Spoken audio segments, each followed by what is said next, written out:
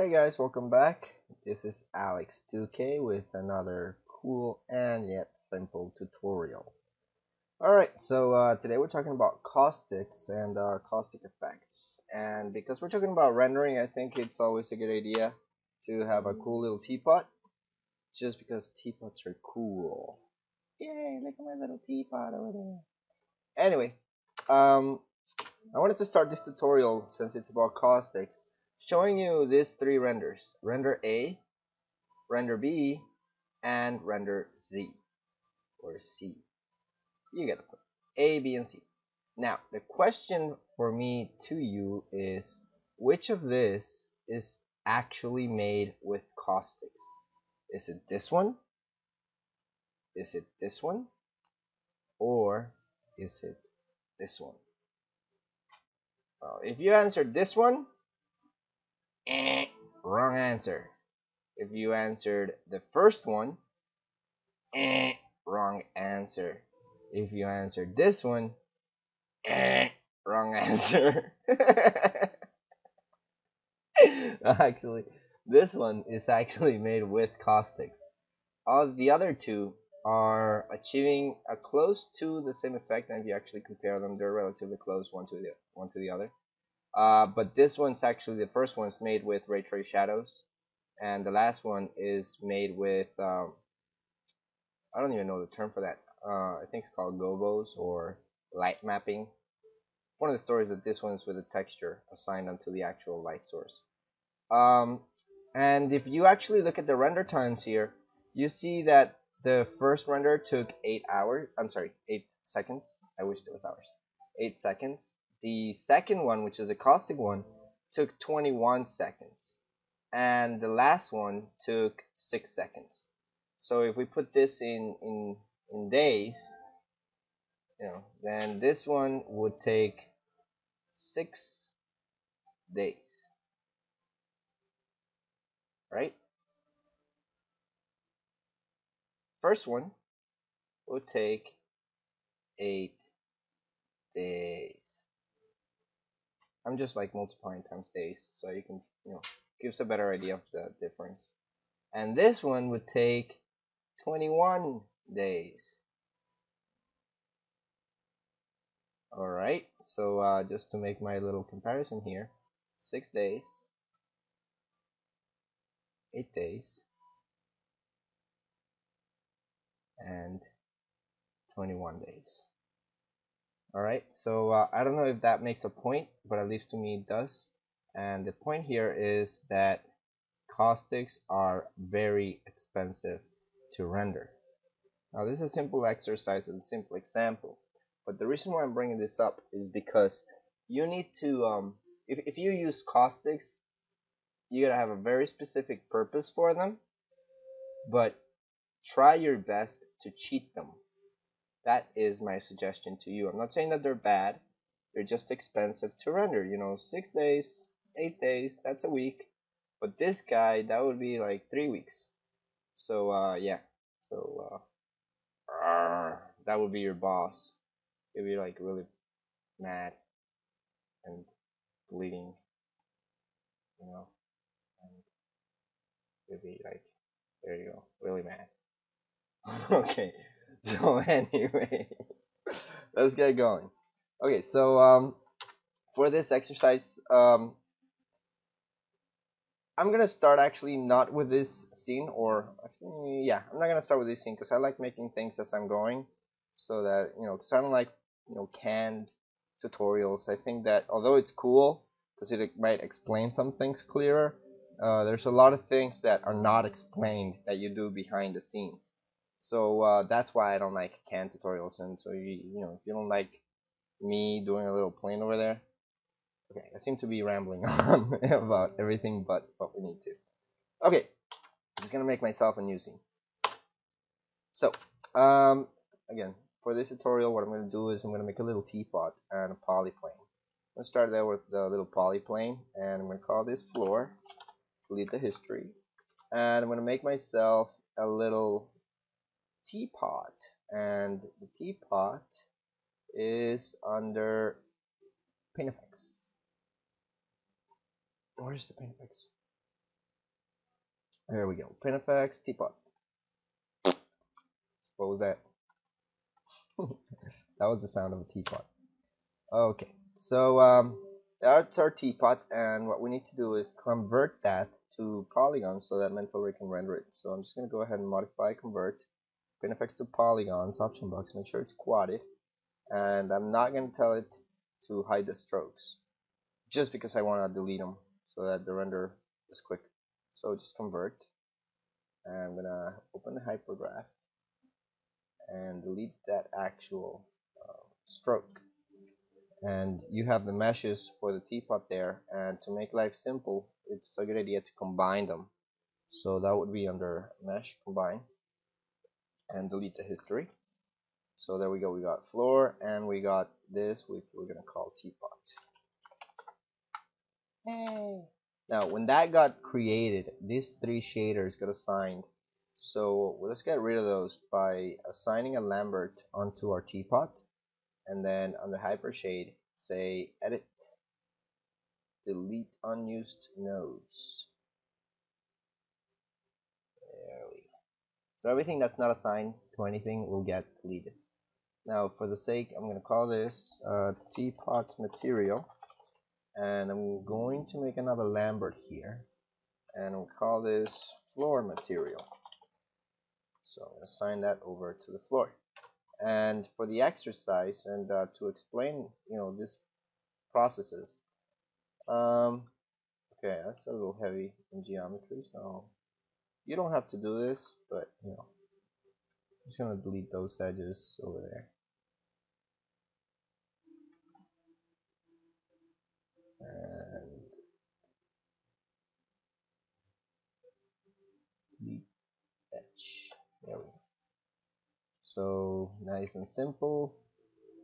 There we go. So now we can just select an edge out of that and extrude it up like so. So it's that will be our wall, and I might as well make an extrusion there as well. Extrude it in, and that will be our little window. Now, right now that's not going to be in use. Eventually it will, so that's why that's being added there. Alrighty, now it's always a good idea to save your scene, so I'm just going to head and save scene. I'm going to call this teapot start. Now I already have a whole bunch there, but it's a good idea just to go ahead and save it. Alrighty. Okay, so now that this is saved, let's start talking about caustics. What are caustics? Caustics can be thought of as how light bounces on objects. It can be like a merger, because it can have something to do with low illumination and indirect lighting. But in this case, it's more about direct light and its behavior. I'm gonna do a little light here, just a spotlight, and place it in an area that's inside of this room, and that is lighting our little teapot there. Now there's a little spotlight there and the teapot. Now there are two types of caustics, two behaviors of it. I'm gonna use these little cool arrows here,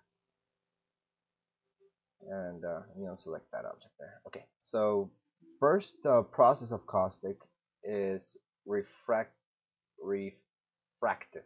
which means caustics that would go through an object. So if this guy was transparent,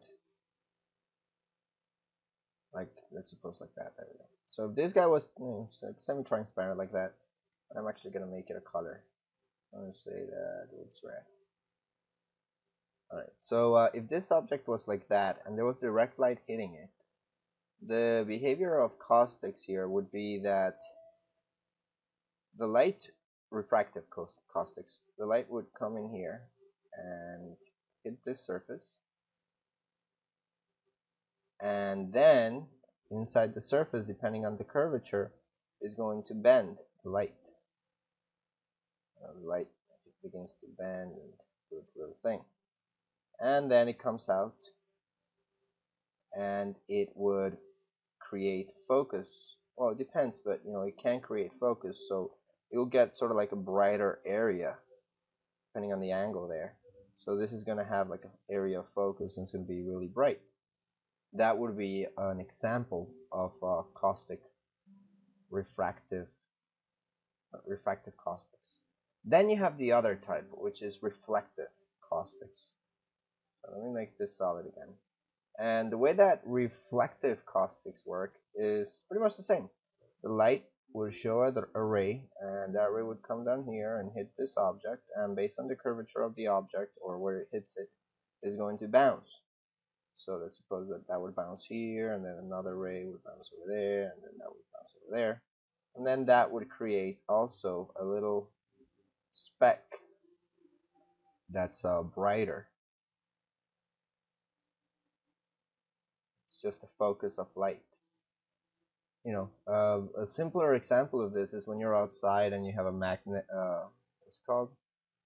Magnifying glass, and you try to burn ants, and you see that you get that white speck that really focuses the light on there. So like that would be the magnet, or actually that wouldn't be. Let's say that this is light source. So this would be the magnifying glass thingy, right? And so rays are coming in, and then they're refracting. As they refract, then they begin to make a focus of light, and then that gives you that really sharp thingy over there. And that's just one example of refractive caustics. Don't mind my little funky drawings. It's just to explain the process. So in short, there are two types of caustics: refractive and reflective. Okay. The idea again is to try to cheat it, and that's where we're going to start. We're going to start with a cheat of caustics, and then move on and do the actual caustics. Now, in order for us to do that, we need to understand a couple of basic principles. First, ray trace shadows. Second, refractions, definitely. And third, mapping light. We're mapping textures into a light. Let's start with shadows.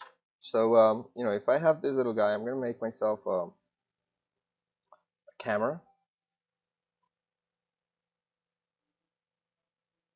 And I'm going to look through selected and put this guy over there in a place where we can see the teapot and the shadows that it will eventually cast. Let's say over there. So let's just select this camera and lock it so that I don't go ahead and move it accidentally. There we go, nice and locked. And make sure you're rendering with Mental Ray, and the only reason why is because it's got ray tracing on by default. So let's go render camera 1. Now we're going to start with this basic render where there's no shadows. We just see direct lighting. Now the first thing we're going to do is activate the ray trace shadows on this light. So go ahead and activate ray trace shadows. I already spoke about all those, so you don't need to change them in this case. But we're going to get that really, really sharp shadow. Now, suppose that this is a red object, but instead of being, red like this, it was transparent red. So you would select the material for this object, and usually what people do is, I just make it transparent. Try it, give it a shot. Well, what is going to happen here is that yes, your object will be transparent, but first, you don't actually see it, and second, you are getting sort of like a cheat of caustics right there, but they're not really red. But anyway, that's the first degree of cheating caustics, which is just making your objects transparent with ray trace shadows, and you're gonna get yourself a very simple caustic effect. You get a little bit of focus here, not so much, but you still do get some, so that's good. The problem in this case is that we cannot actually see our object. So before we move, let me just go ahead and move into giving color to this shadow, and once we give color to the shadow, then we'll start talking about refractions, and then we'll come back to the whole coloring. Okay, so if we wanted to give that object, instead of a grayed out transparency, we wanted to make it red, then the color doesn't really make any purpose here. So I'm just going to make the color black, or I'm going to make it gray for now, just to show you what's going to happen if you do it with gray. And then what you change is the actual color of the transparency. And if you do that, then the shadow is going to be correct, but the object itself is not. See what's going to happen with the object over there? We got the right shadows, we just got a weird looking object there. That's why we should either make the color of the object black. That way, in this case, we're just going to see a red blob there. Or we can make it red, because red and red, they won't affect each other. Yeah. But my suggestion is, if it's going to be fully transparent, and probably you want it like that, black, so that the color that you get on the object is the color of transparency. Now, as you can see, this is the shadow's looking fine, but on the object we're kind of screwed. And the reason why that happens is because we need to activate refractions on the object. Now, this brings me into refractions. I don't know if you know what refractions are, but refraction can be thought of, it goes back along with the caustics idea, which is that, the light source, I suppose that's our little light source right there. So that light source is emitting some rays onto this object. Once it hits that object, depending on the curvature of the object, then those light rays will shift position. That depends on the curvature and the thickness of the glass, and even the type of glass. Different types of glass or materials have a different index of refraction. So depending on that is, then this will, for example, do that, and then it's going to come out and then do that. And therefore, whatever's behind will bounce back in and be seen differently. I don't know, the best example to explain this would be, for example, if you had a little glass of water. So this is my little glass, and we have little water here. Right? Then if you put a pen inside of that glass of water, let's suppose that that's our pen, then two refractions are going to happen. The first one's of the actual glass. So what's going to happen is this is not going to be seen straight. This is going to offset. And once it hits the water, it's going to offset a little bit more, or a lot more, depending on the liquid. And that would be what refractions do. They refract light and then give you that sort of like distortion. That happens in glass, and diamonds, and waters, and liquids. So it's a good idea to do a little web search and look for the index of refraction, or IOR, index of refraction. So you can take a look at that and find out what the index of refraction is for different objects. Anyway, so once you've done that research, then you can come here on your material and look for the ray trace options. Once in the ray trace options, you'll find a little thing called refractions. If you check on that, you're gonna change the refractive index to whatever your research turned out. So if like 1.33333, for example. So that's going to give this object some refractions. If I make a render right now, it's probably not gonna work, but I'll explain why in a second. Let's see, let's make a render. Yeah, there you go. See how that looks black? Well, that is because the way that refractions work is that they go through surfaces.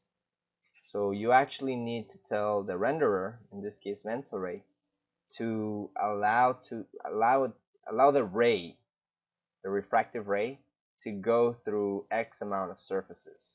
In this case, in the actual material, the limit is 6 surfaces.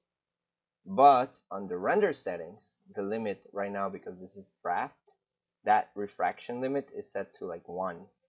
So you need to open up your render settings, and we're going to keep it simple for now because I don't want to get in details about the render settings until a later tutorial.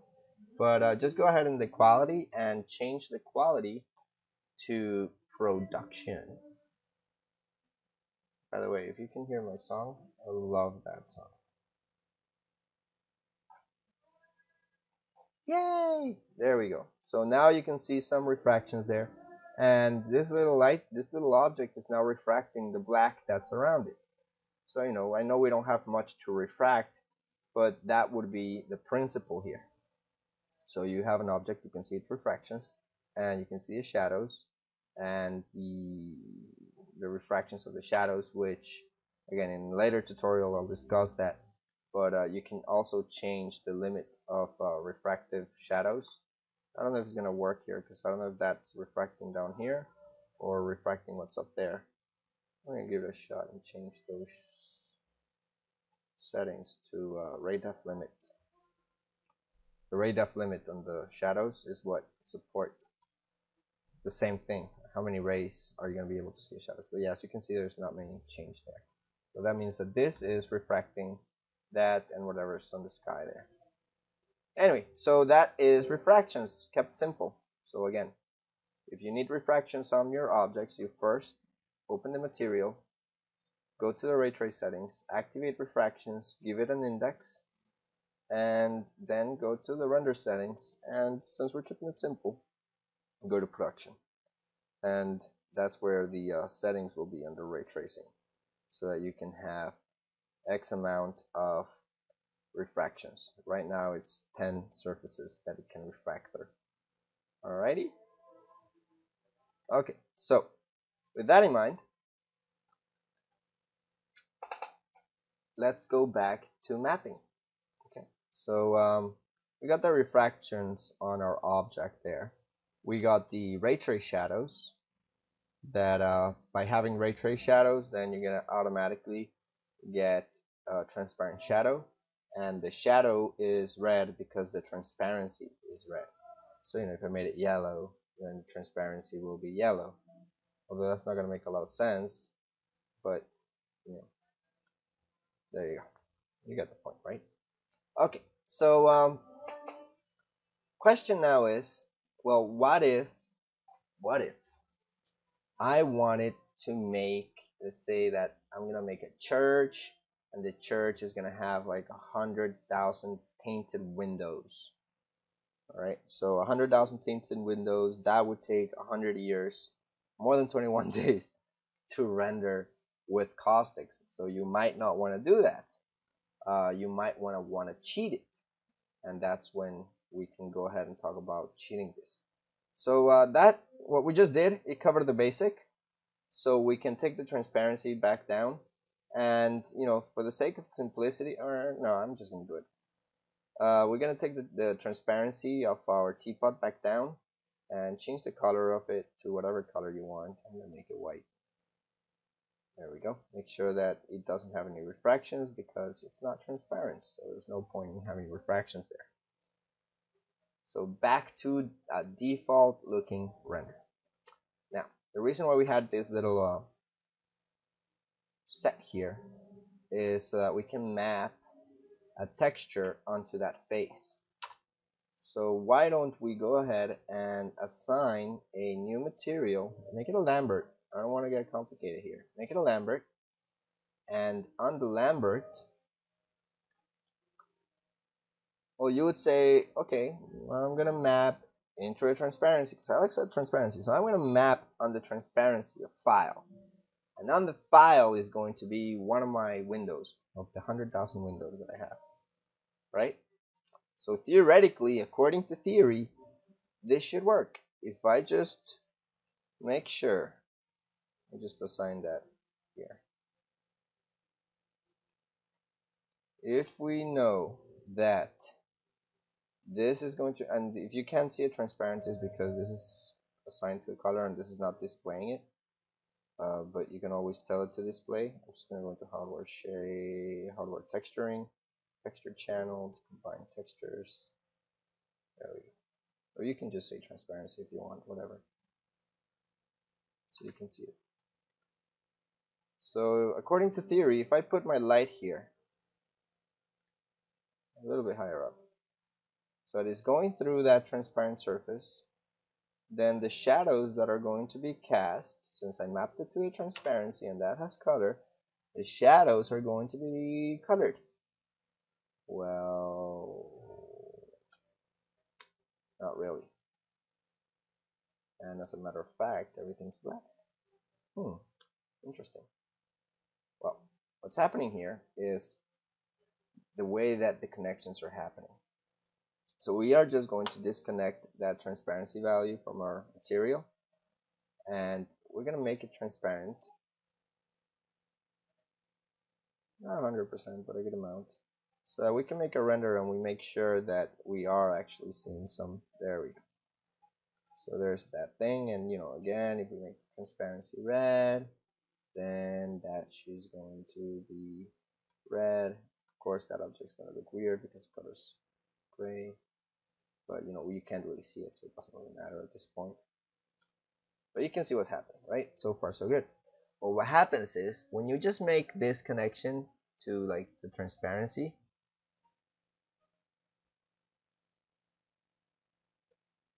then it's not working. That's because of the way that the connections are being made. Although it might have to do a little bit with Camtasia, but it still has to do with something that the way that the connections are being made.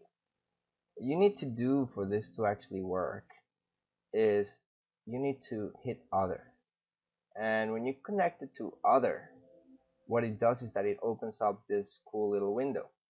What this window does is that it's a connection editor. It allows you to connect any value from file 1, in this case, that's file 1, to Lambert 4. That's Lambert 4, which is assigned here. And what we want to do is we want to tell the out color to connect to the transparency. And you can see it on your Lambert how now it has that transparency there. Now, at the same time, on the actual texture, you have color balance, and sometimes you want to check alpha is luminance. Not always, but sometimes it works, sometimes it works without.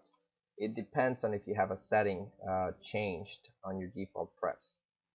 I'm going to keep it unchecked. I'm going to make a render and see if this actually works. There you go. See? Yay! So there is our faked caustics version 1.0. So how do you do that? You can't connect it to the default because it's not really going to do it unless you alpha is luminance. That should be black. In this case, I click alpha is luminance. I think it should work. Yeah, there you go. But that is going to give you this type of not colored, so it gives you only halfway through. That's why you need to do this manually. What you need to connect is not the transparency value. I'm just gonna make transparency here for a second. See, this is what the default connection does. It says file 1 out transparency to Lambert 4 transparency. Now this photo is actually a JPEG, and a JPEG doesn't have transparency. That's why I checked that alpha is luminance when I was doing this wrong looking render. That's unchecked. There's no alpha because the image actually doesn't have any alpha. But if that's checked, then it's reading the alpha, the transparency, as the luminance value of this image. And then therefore you get that render, but that render is not what we want. What we want here is color. That is why we need to break that connection, drag and drop into other, and connect the out color to the transparency. By doing that, then we're making sure everything is concise about color to transparency, and therefore we actually get colored shadows. Now, I'm going to change my camera's location because I actually want to see, unlock, I actually want to see that window. Lock it again. And the reason why I want to show you that window is because you won't see it. That's the whole point here. So this is direct lighting. We have ray trace shadows out of that surface that we can't see, and it's giving us the correct shadowing. But however, we want to actually see this surface there. Now there are other ways of doing what I'm about to do, but because if we put a plane behind it and that plane is white and it has a surface shader, blah, blah, blah, blah, blah, blah, that would work. But we can actually tell this object or this material to have incandescence. If this is not the right way, but I'm just going to give it incandescence, and you can see that it's white there, and therefore it'll be white over here. But that wouldn't really make a lot of sense now, would it? So we can actually map this same file into the incandescence, and then when we make a render, it's going to give us the illusion that light is shining onto that window and therefore casting down here. So that's only so that it's like as if it was like a self-illuminating object, like a sort of like almost like a light source.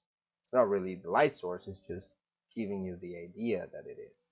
That's what that incandescence value can do here. But anyway, this takes care of the very, very first type of cheat, which is caustic shadows. That has a lot of uses, and if you look at the render, it's a really quick render. In this case, it's only 4 seconds long, so it's nothing crazy. It's pretty simple and straightforward.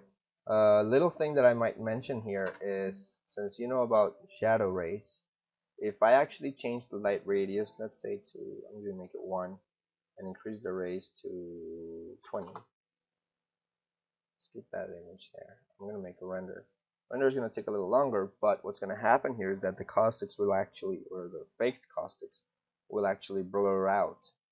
And they will blur depending on just the same principle with ray trace shadows, depending on that distance. So they're sharper here and softer there. I'm going to make it less, maybe make that effect a little bit more pronounced. There we go. So you can really see it there, hopefully. So this is sharper here, and it is softer here. Alright, so I hope you enjoyed this tutorial, and on the next one, I will show you how to do the same thing with mapping into the actual light source. Alright, I'll see you later. Bye. Bye-bye.